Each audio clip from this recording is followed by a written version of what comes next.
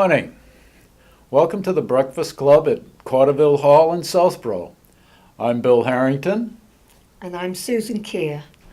And we're here for breakfast. What are we having for breakfast today? Breakfast, oh, so important. What are we having for breakfast? Well, we have pancakes and sausages and scrambled eggs. And that's all comes together with maple syrup. And for those of you who like something a little healthier, we have fresh fruit bowls and, of course, juice and coffee. I think that just about covers it. Did I leave anything out? Yeah, you left out the fact that Bill and Elaine Yetman are the resident cooks here, and they're the ones that prepare all this food. And we thank them very much for them doing that each month. They do a wonderful job, and they come in really early in the morning to make it all happen. So we really owe a lot to them.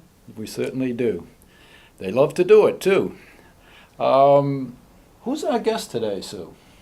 Well, today's presentation is one that we have to think about a little bit more. We have Carl Geyer, who's the chairman of the Southborough Green Technology and Recycling Committee. And he's going to give us an overview of the impact of CO2.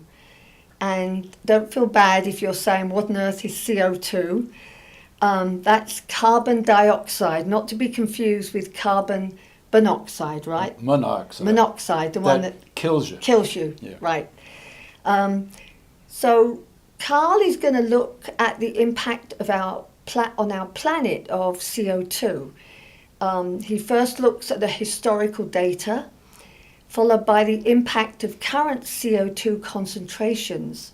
And this is what's causing the problem across the world right now.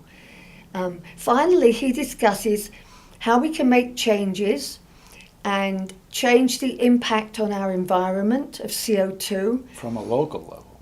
Right. At a local level. We're going to focus on Southborough and what we can do here in town, and how we can stop the current warm-up of our planet. So lots to think about, Bill. Certainly is. Yeah, I understand that for hundreds of years the parts per million ranged around 150 parts per million, and now it's spiking up towards 400, thus the name of his little talk called 400 and Rising. Rising, right. And it's an interesting fact that I know a lot of people say, oh, but this has been happening throughout history. There was the dinosaur age and the ice age when they all were wiped out because of climate change. Well, the fact that Carl explained to me is that it took thousands and thousands of years for that to happen. But the recent spike in climate change has taken place over the last 200 years. So that's a big difference. That's phenomenal.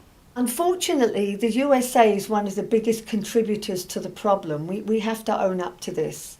We love our big cars and all the other manufacturing and all the other things that contribute. I always thought China was the biggest offender. Well, I think we all have our part to play in this.